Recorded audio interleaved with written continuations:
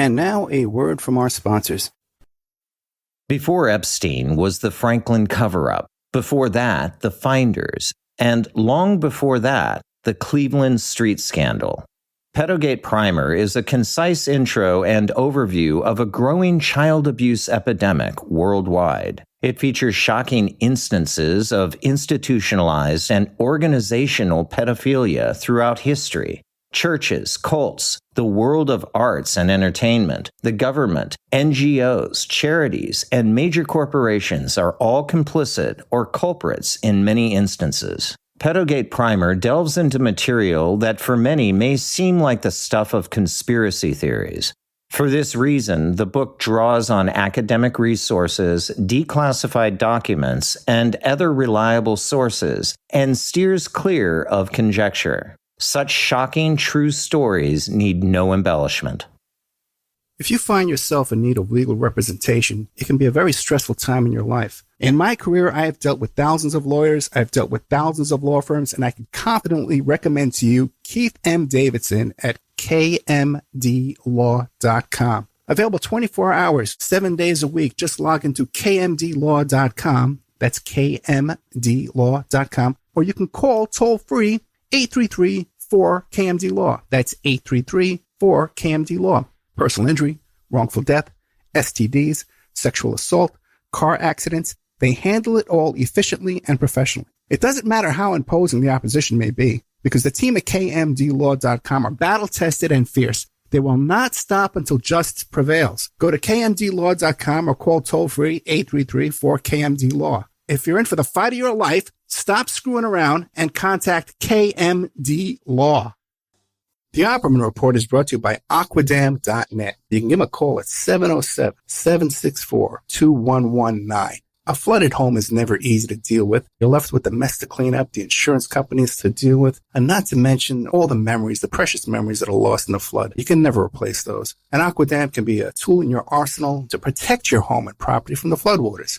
The cofferdam is filled with water to control water and is reusable as long as it's taken care of. It can protect your home or business from rising floodwaters like a dam, but without the beavers. It can also be used in construction. If you need an area to be dewatered, an Aquadam can do the job. An Aquadam was used at SeaWorld in Orlando for the Mako roller coaster ride during the coaster's construction by dewatering the work area. An Aquadam is now dewatering the work area at San Antonio SeaWorld for their newest roller coaster ride. An Aquadam has been used in many construction projects all around the U.S. and all around the world. Now give Aquadam a call, 707-764-2119. You can look them up online at aquadam.net. You can find them on Facebook at Aquadam Inc. You call them up, you email them, you tell them Ed Opperman sent you, and they're going to take 10% off the price. Aquadam.net, 707-764-2119.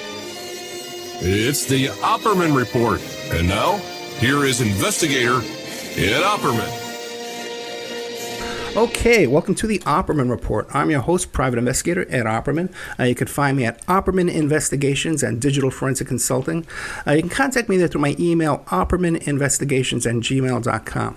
If you like our show today, be sure and check out our Patreon. Every month we put about 8 hours of brand new content up on Patreon, but we're always putting up new free content too every day as well. So be sure and check out our Patreon page. Our Spreaker is where we put all our archives. You can go there for free, sign up for free, you get an email notification anytime we put up new content, and also too there's a chat room you can participate and communicate with other listeners. Our guest today is a fascinating guy. They call him Turbo Paul, and on Twitter he goes by the name Art Hostage. He's a former art thief himself, and now he's like a commentator. He's keeping everybody on the up and up, commentating on people who are art thieves, people that broker these stolen art, people who investigate the crimes, and he's keeping everybody honest. You can check him out at stolenvermeer.blogspot.com and arthostage.blogspot.com. Mr. Turbo Paul, are you there? Yes, sir, I am. Thank you so much. Yes, thank you so much. Tell us about yourself. Who is Turbo Paul? Right, well, I was an adopted kid in a small seaside town in the UK called Brighton, which is the epicentre of European art and antiques dealing. As I say, I was adopted. My biological mother was an Irish Catholic from a prominent Irish Republican family, and my biological father was Polish-Jewish gentleman who fought with the 2nd Free Polish Brigade at Monte Cassino in the Second World War.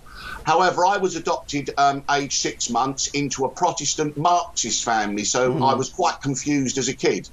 But when I got to 12 years old, I went out on the knocker, which is something where you knock on householders' doors trying to buy gold, silver, art, antiques, furniture and things like that.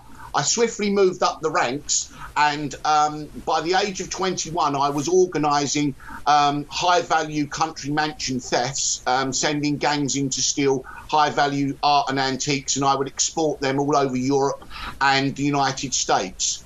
And then 30 years ago, I gave up that life. I sort of got to the top and then retired.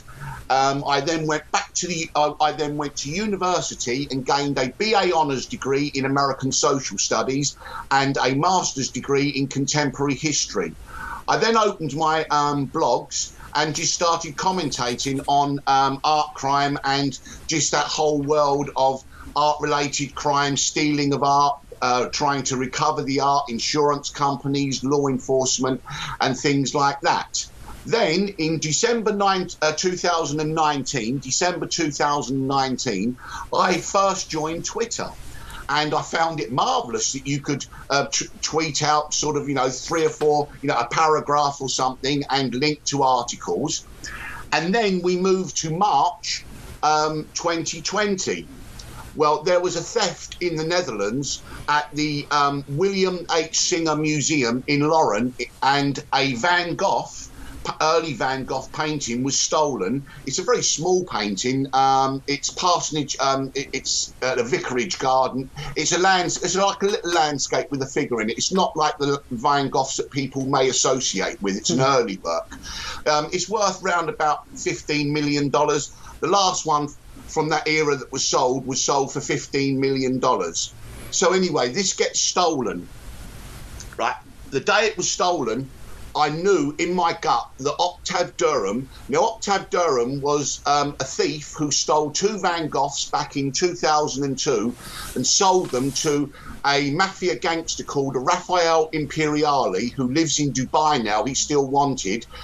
He sold them to him for $500,000, and then he used them about 10 years later to get a reduced jail sentence in absentia because he was in Dubai. His court case was in the Netherlands, but he handed these 2 Van Goghs back, which were he had them hidden at one of his villas in Italy. They were handed back and they went back to Holland, and he got a reduced jail sentence.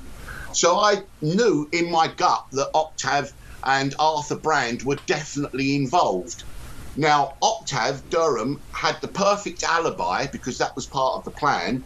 On the night of the Van Gogh theft, he was in hospital. And I asked him last summer, I said, Octave, what was you in hospital for? And he said, oh, stress. And he winked at me and laughed. Okay.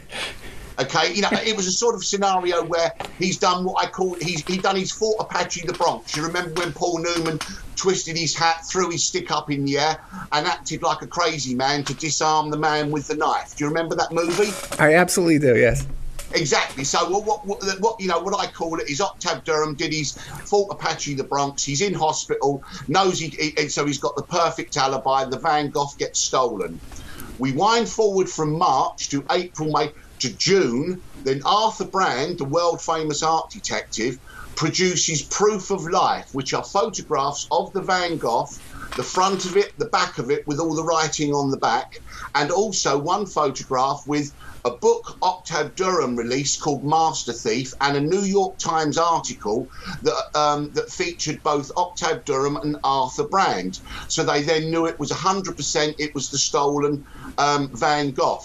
However, it was the first time in history that a stolen artwork that hasn't been recovered has had Proof of Life photographs published in the media.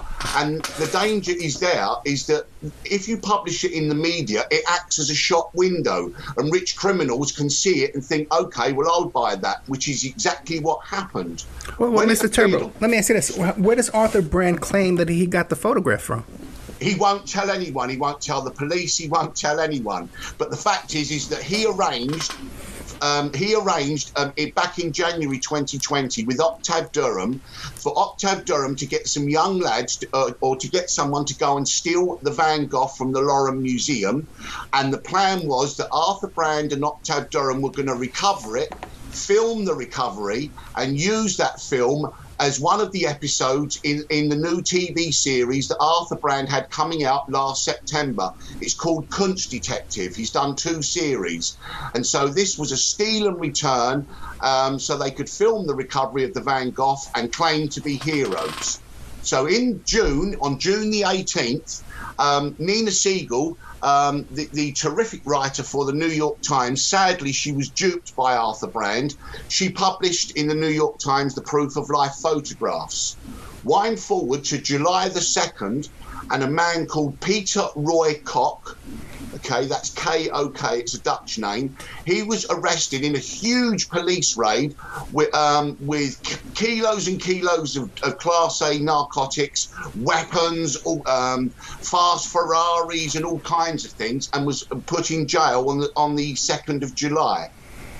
Arthur Brand then sold the Van Gogh to him for 400,000 euros, okay, and Peter Roy Kok was intending to hand it back for a reduced jail sentence on this huge drug bust that he had been arrested for. Now, how do you know that, Mr. Turbo? Right. First of all, just from my own research, but the nuclear weapon that I've got, which backs up everything that I have said, is that Octave Durham during the summer, and I engaged on Skype.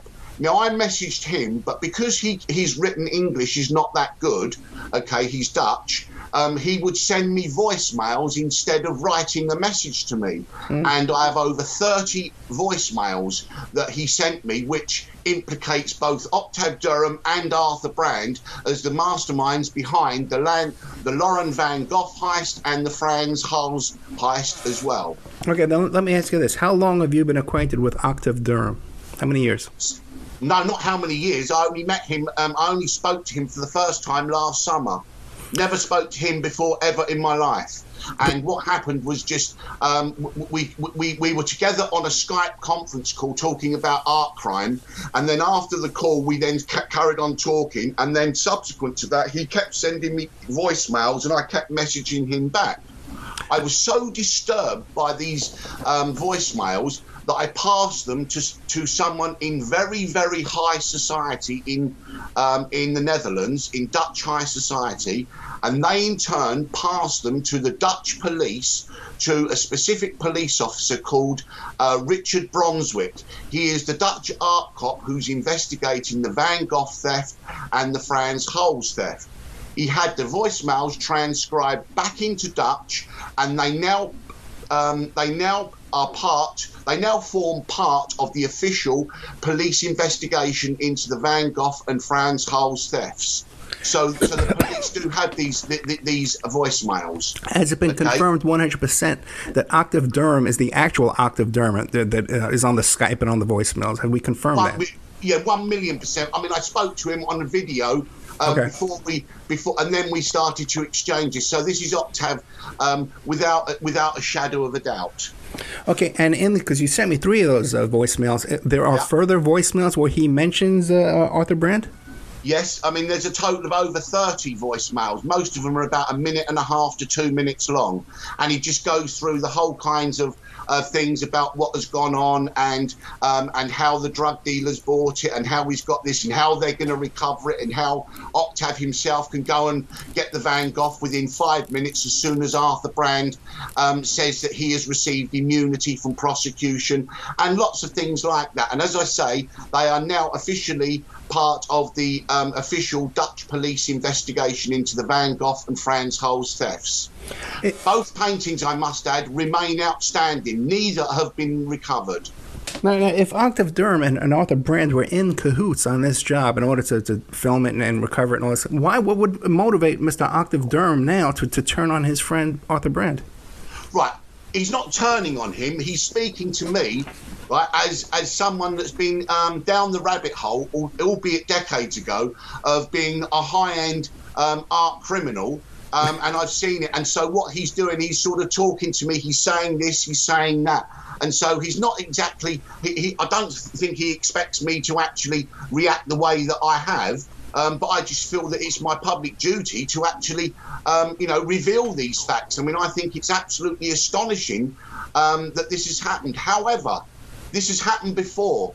About 15 years ago in Brazil, a TV chef organised a theft where a Picasso and another painting worth $50 million was stolen, and he was arrested. And I sent you the link to that case. So, I don't just snatch things out of the air. I find precedents, I find historical occasions where these things have happened before, and that's the way I tie it in. So it's not just snatched out of thin air. Well, now, do you think that Mr. Durham feels betrayed? That he took you into his confidence? He looked at you as a fellow traveler there? No. Octave Durham feels betrayed by Arthur Brand because Arthur Brand sort of edged him out of his TV series Kunstdetektiv and took the limelight. That's why on the second voicemail you've got Octave Durham at the end of it says some profanity towards Arthur Brand. You know, he says F word Arthur Brand, F Arthur Brand or something like that, because he's annoyed with him because he was thinking he wasn't going to get the limelight and the stardom that as much as what Arthur Brand is going to get. Now, have you spoken to Octave Durham since you've released these recordings and gone public? Well, no, these recordings have never been released. You're the first person to actually release any of these recordings public, and the last voicemail I got off of Octave was on the 8th of February, which I haven't replied to.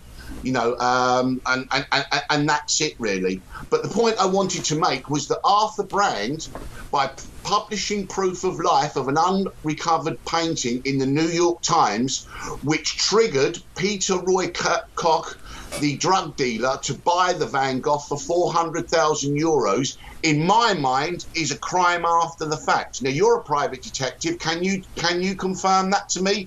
If this happened in the US, I know in the UK, if Arthur Brand had done this, he would have been arrested straight away and he would have been indicted for interfering in an ongoing police active investigation. And I assume that would be the same case in the US with law enforcement or the FBI art crime team. I mean, is that correct?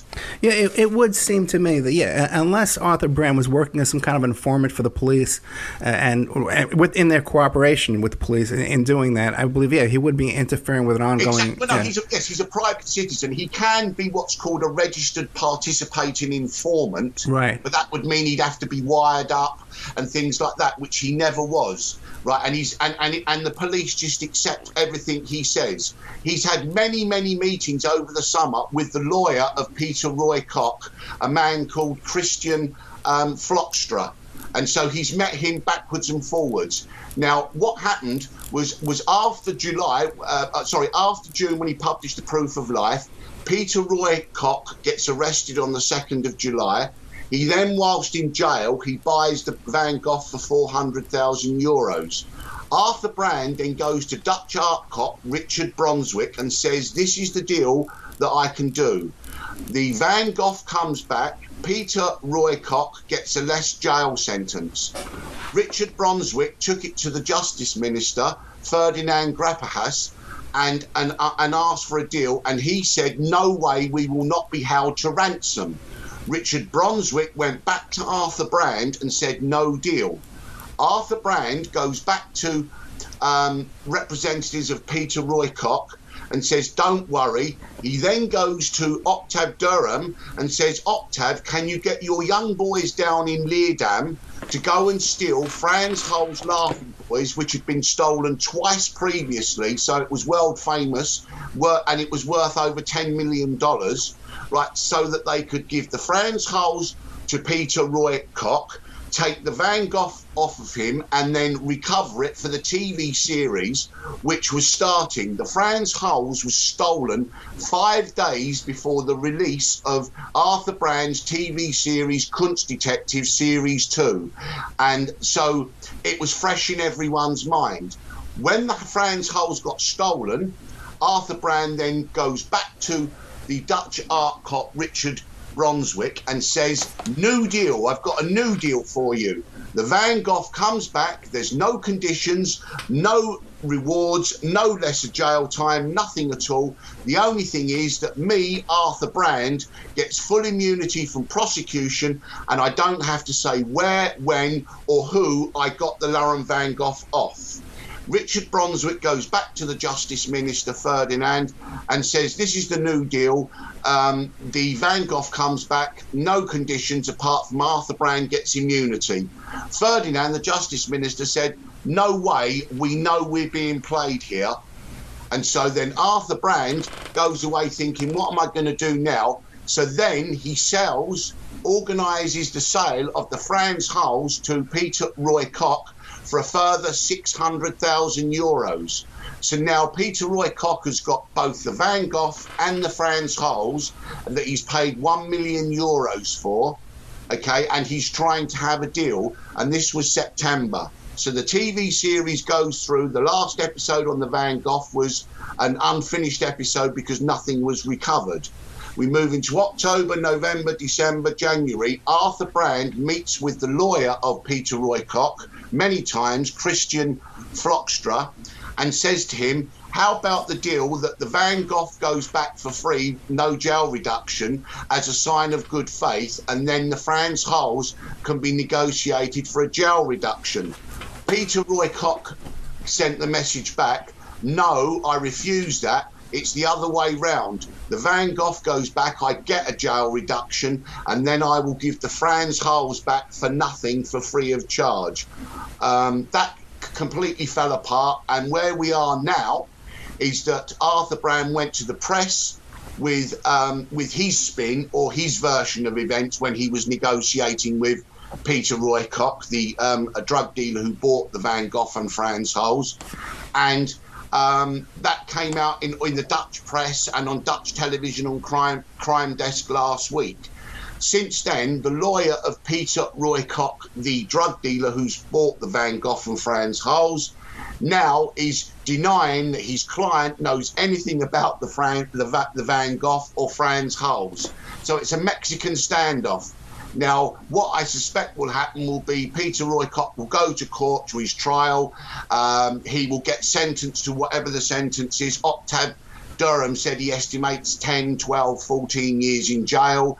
And then perhaps once he's in jail, they may try again. We'll give you one painting back if you can give us a few years off of the sentence or something like that. But the underlying fact here is that Arthur Brand, being reckless, right, for want of Hollywood stardom, MGM, and a Netflix TV series, arranged an art theft of the Van Gogh so he could recover it with Octave Durham and film it for his TV series, which will put him over the top. Subsequent to this, it got out of his hands and out of control, and he organised the Frans Hals theft, which is a Dutch national treasure. I mean, the Van Gogh is a national treasure. I mean, because it's a Van Gogh. The Frans Hals Laughing Boys has been declared by law as a Dutch national treasure. Okay, so this is really, this is an amazing, incredible thing that has happened. And since then, Arthur Brand has embarked on a campaign of hate to try to silence me because he's terrified that I'm going to reveal this truth. He's threatened my family. He's made false accusations about me, which he has a track record of doing with anyone who disagrees with him. He just makes up crazy allegations. There was a reporter called Henk Schutten in Holland. He made up allegations about him abusing his children and this, which caused Henk Schutten, the journalist, to have a nervous breakdown and have to sort of suspend his career as a journalist for many years over this. So Arthur Brand has got a long track record of acting like this when anyone asks questions that he doesn't want to answer. Now, let me ask you a question, because it seems that you have such intimate knowledge of all these dealings, specific amounts of money, the negotiations, all this stuff. Now, where are you getting all that from? Right. First of all, Octave told me the figure €400,000 had been paid. This is last August. Right. I even tweeted it out last August that €400,000 was paid for the Van Gogh. It was finally revealed in public 1 week ago on Crime Desk in the Netherlands, on the television over there. The second one is the Frans Hals was sold for 600,000. Again, Octave mentioned the figure 600,000 euros for that. So that's where I got that. So you know, that's those things. Also, you have to understand this whole thing has played out like a Hollywood script. Let's go through the coincidences. The Van Gogh was stolen on Van Gogh's birthday, 30th of March. Octave Durham, the previous Van Gogh thief, happened to be in hospital. What odds could you get in Las Vegas on that? That's number two. Third, the proof of life of an unrecovered painting for the first time in history was printed in the New York Times, which triggered Peter Roykott to buy it. That's three. The next thing, Frans Hals' Laughing Boys was stolen on the day of Frans Hals' death. He died in August, whatever the day it was stolen, hundreds of years ago. So you got one painting on the stolen on the artist's birthday, one painting stolen on the artist's day of his death. Okay, so all of a sudden, all these things that you add up, there's too many coincidences. So all of a sudden you're saying, okay, I'm putting it together. But then when you add all the voicemails of Octave Durham, right, it all makes sense and it all comes true. Now, at the moment, everyone in the Netherlands, the US, the UK, within the art crime world, within the art world, are all holding their breath because they're riveted by everything that's appearing on my Twitter feed on Art Hostage. Now, this story is going to explode at some stage. Now, that's going to be in a few days, a couple of weeks. The next time Peter Roykott is in court in the Netherlands is the 13th and 14th of April, which is a pre-trial hearing. There's 14 suspects on that. This is a huge syndicate that the Dutch police busted, you see. And so what's happened, I shouldn't think he's too happy with Arthur Brand, because it can look like Arthur Brand was trying to set him up.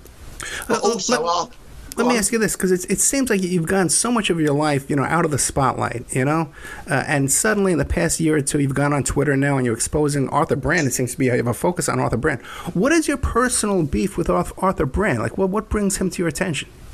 Right, there's no personal beef. It's just that Arthur Brand presents himself as the White Knight recovering stolen property, but he does it by illegal means, like by paying criminals thousands and thousands of pounds, working with private insurance agents who get money off the insurance company to pay criminals.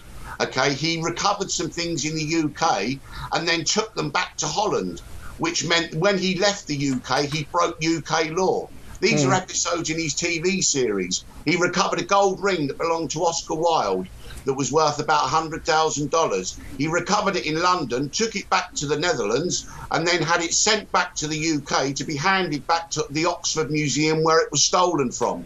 The fact he took it out of the UK means he broke the 2002 Proceeds of Crime Act, which if you've got something that's stolen, your legal obligation is to either take it to the local police station or to the person who lost it. Right? I mean, he could have gone to Scotland Yard, which was round the corner from where he recovered it in Hatton Garden. But no, he went straight back to the Netherlands with the ring and is posing with Oscar Wilde's ring in the Netherlands. Another case was where he had an Iranian book of poems worth $500,000 stolen in Germany.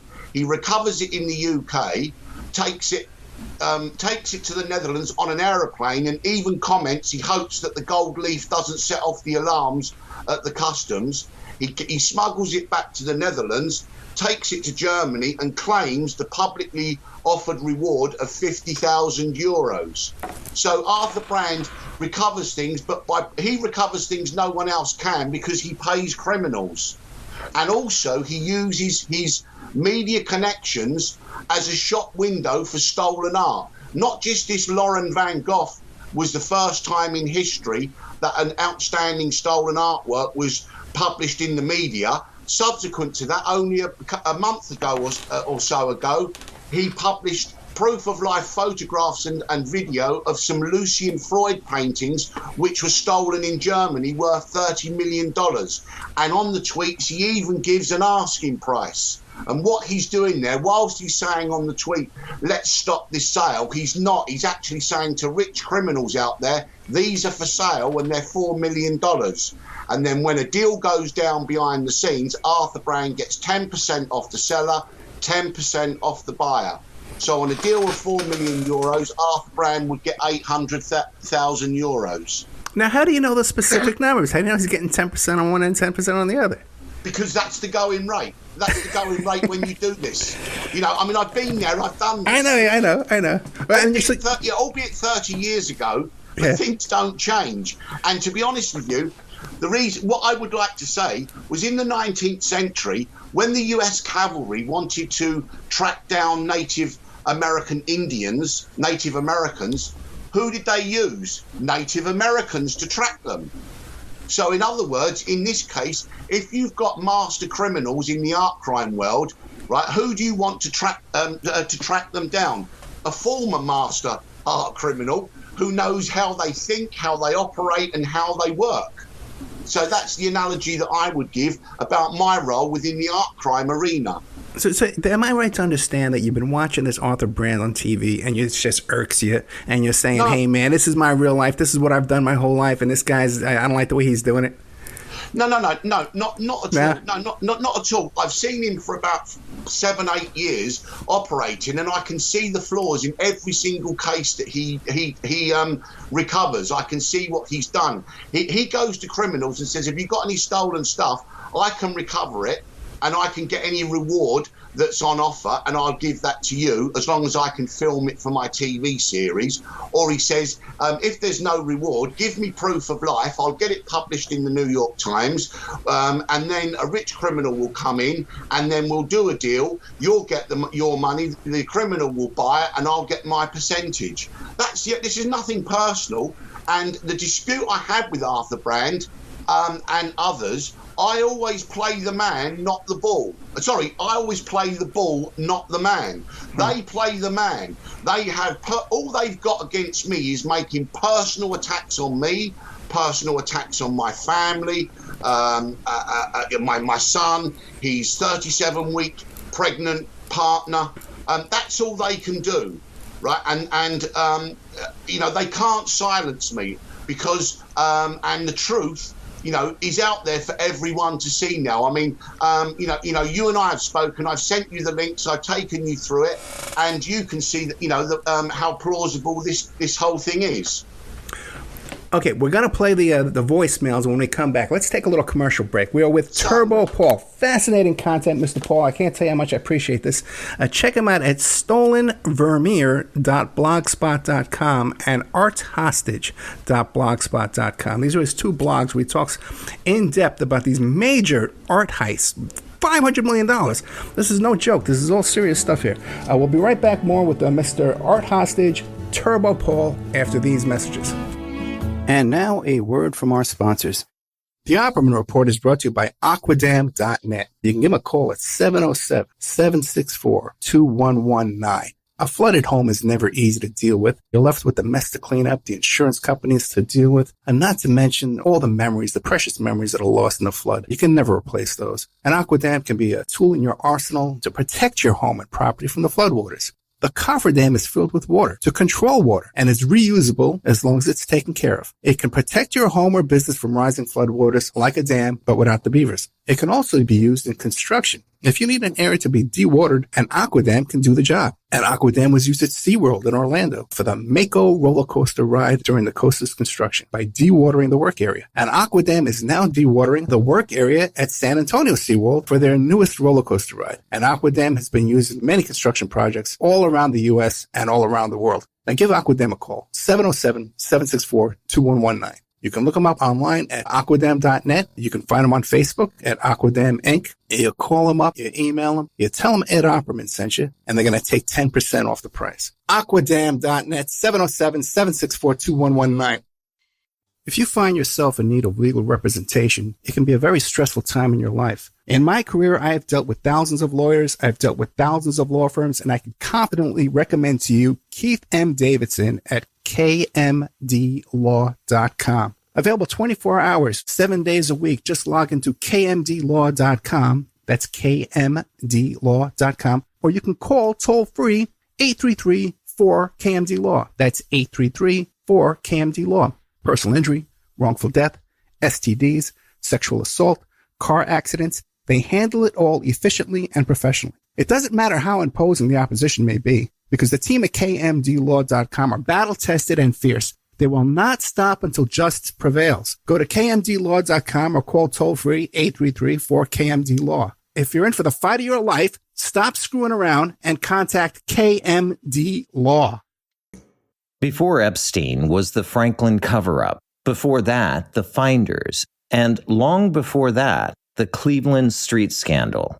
Pedogate Primer is a concise intro and overview of a growing child abuse epidemic worldwide. It features shocking instances of institutionalized and organizational pedophilia throughout history. Churches, cults, the world of arts and entertainment, the government, NGOs, charities, and major corporations are all complicit or culprits in many instances. Pedogate Primer delves into material that for many may seem like the stuff of conspiracy theories. For this reason, the book draws on academic resources, declassified documents, and other reliable sources, and steers clear of conjecture. Such shocking true stories need no embellishment. It's the Opperman Report. And now, here is investigator Ed Opperman. Okay, welcome back to the Opperman Report. I'm your host, Private Investigator Ed Opperman. We're here today with our friend Turbo Paul, also known as Art Hostage on Twitter. You can find him there, and his website, his blog is stolenvermeer.blogspot.com and arthostage@blogspot.com. Talking about the big heist in Boston there, another one in the Netherlands. So, Mr. Turbo Paul, would you like us now to play those voicemails from Mr. Octave Durham? Sure, yeah. Play number 5 first. Okay, and what are we going to hear here when we play this? Right. Now, number 5, right. This is all to do with Octave Durham confirming that Peter Roy Koch bought the Van Gogh when he was in jail. Now, he was arrested on July the 2nd, so it must have been after July the 2nd. Arthur Brand published proof of life of the Van Gogh in the New York Times on June the 18th. Okay, so it's not rocket science to work out that the proof of life is produced. Peter Roy Koch gets arrested on July the 2nd, and subsequently, right, he has seen the Van Gogh. He then buys it for €400,000, right, which I personally believe Arthur Brand has committed a crime after the fact. Okay, here we are, a voicemail from Octave Durham. He bought it while he was in jail, my man. I cannot tell you everything. You will see what's going to happen. He made a mistake. He was already in jail and then he bought it. Okay, and what are we going to hear in the next one? I'm not too sure about the next one. What he's actually said is there's so many voicemails. I couldn't hear that voicemail that you played, but I think at the end of it he says something profane. He says some profanity directed towards Arthur Brand. No, he didn't. He actually says he bought it in jail, my friend, is what he says. Yeah, that's the first one. Right, the first one. The 12-second one that he said. Yeah, my friend, he bought it in jail. He made a mistake. He bought it in jail. Now, then the next voicemail, do you know, I can't remember exactly what it says, but I know it ends with Octave Durham saying profanity and saying a swear word against Arthur Brand, saying that he doesn't care about Arthur Brand. Gotcha. Okay, we'll have to clip that part out, but let's play it right now. It all has to do that somebody wants to claim I solved it. It will be a DA or somebody else. That's the problem. Because I fix it. It's ridiculous. Because if you really want it back, I'll bring it back. But I have to have approval. I could go now by myself. I can go to that person and say, the painting has to come back, this and this is going on. He'd be like, what? And he will bring it. I'm sure. It's a coincidence that this guy who is in jail knows this person that I know. I just found out. Arthur told me 2 days ago. I said, what?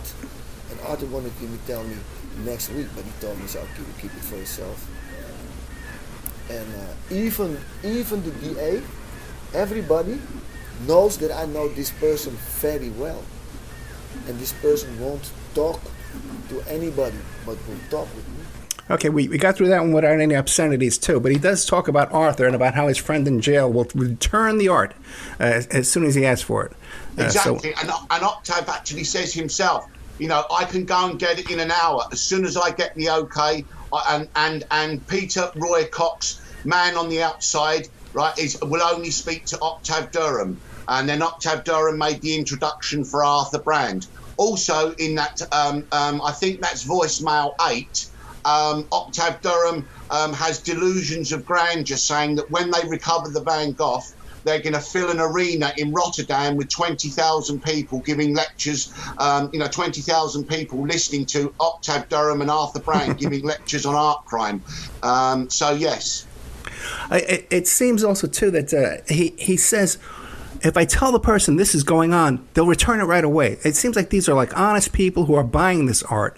The end user are like honest people with a lot to lose. So if they heard that the cops were on their tail, they would give it up right away. Well, yes. I mean, he says that you have to sort of understand that whilst Octave, he's talking to me quite openly, I mean, he's still being quite guarded in what he says. I mean, there's many other voicemails where he's much more forthright. But yes, this has been, despite the fact that Peter Roy Cox is facing major drug and weapons charges, at the end of the day, he's been used as a patsy by Arthur Brand. Arthur Brand has used this international organised crime boss as a patsy in his big scheme to steal and return the Van Gogh. And the only reason he had to publish proof of life and sell it for €400,000 was to pay the thieves who took it originally. Okay, let's listen to the last one. Voicemail 11. It's 1 minute, 17 seconds long. Okay. They're coming from everywhere. They want us to everywhere. I already got a college tour out here. It's not a college tour. I don't know how to say it in English.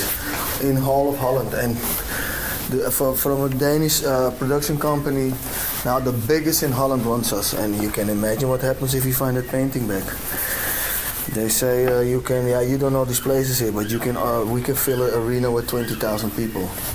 All these things are gonna go. That's what I'm doing. I'm not gonna be in the media, maybe in a written press, but I'm not gonna be on the television very soon. I don't like it. I made my thing, I have my platform, and it's okay now, and it's all right with me. I don't like the spotlights, but for this you have to come in the spotlights, and I did what I've done, and I'm where I'm supposed to be, and things are gonna happen, especially with MGM. And all these things are coming now. This burglary, what happened, is my advantage, because they will talk about me again. People will, you know what I mean? I'm surprised that the press doesn't call me, but I think from me they said, we don't call Keegan, he gets too much attention, you know? I don't care anymore. It's okay like this. It's okay. Art, I don't give a shit about art. I don't. Yeah, okay, that's the one with the obscenity. And he does talk about he's going to fill an arena with 20,000 adoring fans to hear his commentary on stolen art and his life of stolen art. I'd say. Yeah, I think he mentioned something about he's stolen everything except a nuclear weapon. Thank goodness he hasn't stolen. I didn't catch that part. But now, someone was telling me, too, that these people who arrange these major art thefts, you refer to them as Dr. No? No, well, I mean, to be honest with you, it's not so much a Dr. No character. What you do is you get people who are very, very wealthy would buy some stolen art, and then they would have it in a little room, and they would show just a few friends, and it would be something that they could get a kick out of.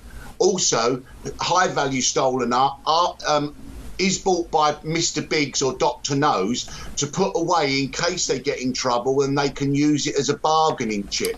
Wow. Also, they buy high value stolen art, right? And they use them in drug deals. Now, if you're a drug dealer, Ed, of course you're not, but if you were a drug dealer, okay, and I wanted 100 kilos of Class A narcotics instead of getting money at the transfers and having all the record of that, I would have a $20 million Picasso that's stolen in a bank vault. I would give you access to that bank vault with the key and with the number and everything. And then you would give me the drugs. I would go and sell the drugs. And then when I come back with the money, you would then give me the Picasso back. So it's a way, because of money laundering laws and electronic transactions and tracking people all over, it's a way the underworld uses as a currency. And it's a way that keeps the wheels of the underworld lubricated, because large amounts of cash. Also, if you get caught with a stolen painting, the consequences are minimal, tiny, compared with if you got caught with, say, narcotics or weapons. You get caught with $10 million worth of Class A narcotics, you're going to jail for a long time. You get caught with a $10 million stolen Picasso, you're going to get, what, 2 years in jail, 3 years in jail? So at the end of the day, it's risk reward. Everything in life is risk reward, and so they lower the risk by using stolen art as collateral on drug deals, arms deals, and other deals like that. And historically, there are cases where that has been proved. So this myth about a Dr. No on an island is part true, but not completely true. There are people out there like that, and also famous people. Famous people have been found in possession of stolen art. Now, they say they didn't know it was stolen, and we have to believe them. I mean, Steven Spielberg was in possession of Norman Rockwell's painting called Russian Schoolroom, right? It was hanging on his office wall. At the same time, it was on the FBI's most wanted list of art stolen. He handed it back, obviously, and there was a court case afterwards. Giovanni Versace, the designer who was murdered in Miami, when he died, his estate, when it went to auction, all his art collection, 3, 4, 5 pieces, turned out to have been stolen all over Europe and other places that he bought over the years. Boy George, the pop singer, he bought an icon, had it on his wall, and during a promotional video, someone from Cyprus noticed that it was an icon stolen from a church in northern Cyprus in the 1974 Turkey-Greece war. So famous people have been caught with stolen artworks, and obviously they'll say they didn't know they were stolen, but they're what's called end users. When they buy them, they never get sold unless when they die, their estate gets sold, and sometimes it doesn't get sold, so it gets passed down, and so that stolen art will be lost for generations. Fascinating stuff, my friend. We only got about 10 minutes left. Actually, about 9 minutes left. Which story would you like to share with us about the Boston paper? Yeah, I mean, to be honest with you, the Gardner art heist happened in 1990. 13 pieces of very valuable artwork, including Vermeer's The Concert, Rembrandt's only Seascape, The Storm on the Sea of Galilee, Manet, Degas drawings were taken. Estimated to be worth today $1 billion. $1 billion. Anthony Amore, security director of the Gardner Museum, values the Vermeer at $500 million on its own. Rembrandt's Storm on the Sea of Galilee is worth $300 million. Rembrandt's Lady and Gentleman in Black is worth $100 million, and the rest is worth $100 million. So that's $1 billion. Now, what has happened? Over the years, the museum has put out a reward for $10 million for all 13 pieces recovered in good condition, and that's the catch.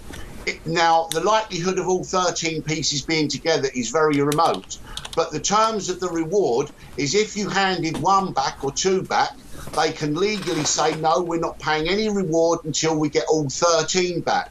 Also, the condition of saying that the artworks have got to be in good condition. Well, we know several of the paintings were cut from the frames, so they wouldn't be in good condition. So the term good condition is subjective, and it's designed to deceive. Okay? Now, my idea, because the Gardner Museum and the FBI have been saying for nearly 2 decades that all they want is the Gardner art back. They're not interested in prosecuting, which is a complete lie. Because I will ask this question. Why are the FBI still investigating the Gardner art heist case? All the statute of limitations for the original theft expired 5 years after the theft in 1995. I tell you why the FBI are still investigating, because they are still intending to prosecute people under the 1994 Major Theft of Artwork Federal Act, which gives minimum 10 years in jail with no possibility of parole. And the proof of that pudding is that every person that has stepped forward in the last 30 years with possible information has been given a stark choice. Become a participating informant, and you've got to be willing to testify. And when the person says no and tries to walk away, the FBI pursue them, set them up, sting them. Robert Gentile, they've done twice, right? They set him up, right, as agent provocateurs on some prescription drugs charges in 2012. And then again, when he got released from jail, they set him up again in 2016 on weapon, and they sent an undercover FBI informant in to sell him a gun. And again, they said all these charges can disappear if you cooperate on the Gardner case and are willing to testify. He refused to cooperate, and he served the other 5 years and was released last March. He's a very elderly man, over 80. Reports have been done. So everyone who knows anything about the Gardner art case is terrified to come forward because they know it's a trap. And all I would like to say is that I have no problem with that. If the FBI would come out and tell the truth and say, yes, we're looking to prosecute under the 94 Major Theft of Artwork Act, and we only want an informant who's willing to testify, fine. Okay, and the museum can come out and say, well, we'll give $10 million, but we want every single artwork back, not 1, 2, or 3. But the trouble is that they speak out of both sides of their mouth. In public, they say, we only want the art back. There's $10 million reward and there's full immunity for anyone coming forward. But the reality is completely different. Now, my idea, which I've had, and I started a Change.org petition, is to create what I call the Gardner Art Reward Price List, which has all 13 pieces of stolen Gardner artworks listed with a reward for each individual piece, right? And so if someone has got one drawing, or there's got the bronze eagle or something else, an etching, and they hand it back, they can look at the reward price list and see how much is offered. Right, the reward price list is benign enough not to harm the investigation, but it certainly will flush out perhaps lesser valued stolen Gardner artworks. Maybe not the Vermeer and Rembrandts, but maybe the Degas drawings, maybe the Rembrandt etching, maybe the bronze vase that was stolen, maybe the bronze eagle that was stolen. At this point in time, it's 31 years since the Gardner art heist, and not a single Gardner artwork has been recovered. And the problem is Anthony Amore, the security director of the Gardner Museum. He runs the Gardner heist investigation like his own personal fiefdom. Okay, since he's been working at the Gardner Museum, he's got over $2 million in salary. He's written 5 books. He had a run for Secretary of State for Massachusetts. Okay, and he spends every day, go to his Twitter, Anthony Amore, and you'll see him on social media every single day. You know, where does he get time to investigate the Gardner case? And he's 16 years at the Gardner Museum, has produced not one single Gardner artwork recovered. Turbo Paul, I cannot thank you enough. This has been a rocket ship right out of the gate here from start to finish. Stolen Vermeer, blogspot.com, arthostage.blogspot.com. Don't forget, Mr. Turbo Paul gave us 3 exclusive voicemails of Mr. Octavia Durham, pretty much confessing to his involvement with these crimes. I would ask you, Mr. Paul, to keep us in the loop as new information comes forward. I'd love to put you back on the air and keep us posted on what's going on here. But I can't thank you enough. Yeah, I certainly will. And if people would like to follow me on Twitter, I'm there as Art Hostage, and I give updates every single day. Plus, there's some other characters that I can reveal, and always happy to come back and do another episode and shine another light in a dark corner of the art crime world. That's Art Hostage on Twitter there. Mr. Turbo Paul, thank you so much. Thank you very much indeed, Ed, and thank you for having me on. Good night. And now a word from our sponsors. Emailrevealer.com. People ask me all the time, hey Ed, are you still a private investigator? I sure am. Go to emailrevealer.com. We handle adoption investigations, infidelity investigations, where you give us your spouse's email address. We trace it back to online dating websites, catch them cheating online, email tracing, locate or identify somebody from as little as an anonymous email address. Someone owe you money? Back child support? We can find that deadbeat, locate his hidden assets, locate his hidden bank accounts, find his current place of employment, and even assist you in obtaining a judgment and recover that judgment for you.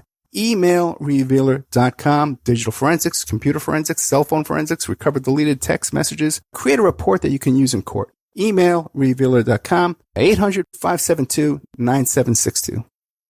The Opperman Report is brought to you by Aquadam.net. You can give them a call at 707-764-2119. A flooded home is never easy to deal with. You're left with the mess to clean up, the insurance companies to deal with, and not to mention all the memories, the precious memories that are lost in the flood. You can never replace those. And Aquadam can be a tool in your arsenal to protect your home and property from the floodwaters. The cofferdam is filled with water to control water and is reusable as long as it's taken care of. It can protect your home or business from rising floodwaters like a dam, but without the beavers. It can also be used in construction. If you need an area to be dewatered, an Aquadam can do the job. An Aquadam was used at SeaWorld in Orlando for the Mako roller coaster ride during the coaster's construction by dewatering the work area. An Aquadam is now dewatering the work area at San Antonio SeaWorld for their newest roller coaster ride. An Aquadam has been used in many construction projects all around the U.S. and all around the world. Now give Aquadam a call, 707-764-2119. You can look them up online at aquadam.net. You can find them on Facebook at Aquadam Inc. You call them up, you email them, you tell them Ed Opperman sent you, and they're going to take 10% off the price. Aquadam.net, 707-764-2119. If you find yourself in need of legal representation, it can be a very stressful time in your life. In my career, I have dealt with thousands of lawyers, I've dealt with thousands of law firms, and I can confidently recommend to you Keith M. Davidson at kmdlaw.com. Available 24 hours, 7 days a week. Just log into kmdlaw.com. That's kmdlaw.com. Or you can call toll-free 833-4KMD-LAW. That's 833-4KMD-LAW. Personal injury, wrongful death, STDs, sexual assault, car accidents. They handle it all efficiently and professionally. It doesn't matter how imposing the opposition may be, because the team at kmdlaw.com are battle-tested and fierce. They will not stop until justice prevails. Go to kmdlaw.com or call toll-free 833-4KMD-LAW. If you're in for the fight of your life, stop screwing around and contact KMD Law. Silk City Hot Sauce. A small batch hot sauce prepared with farm-grown peppers. Rich and vibrant taste, no artificial ingredients, 100% pure goodness. 8 flavors from mild to wild. The sweet and spicy Mango Madness, the green jalapeno sauce called Aztec Attack. The Dragon features fire-roasted peppers and pure Vermont maple syrup.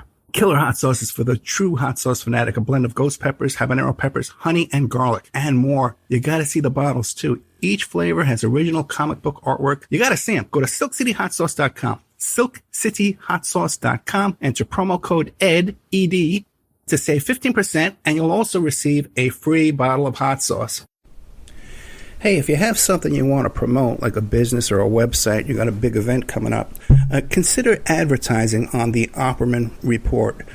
We have excellent advertising rates for you. We're on KCAA on 3 different frequencies on AM/FM in California, KSHP 1400 AM in Nevada, WWPR in Florida, the Tampa Bay area, 1490 AM, and also WWNN, which is on the east coast of Florida, all the way from Miami up to Port Bay, with 175 miles of I-95. The advertising rates are very affordable. Once your ad goes up and we play the show on the podcast and on the YouTube channel, those ads stay up there forever. And then we play repeats every single night of classic Opperman Report shows. And your new ads will be inserted into those repeats that play every single night. So the saturation is incredible and the rates are very affordable. Contact me at oppermanreport@gmail.com.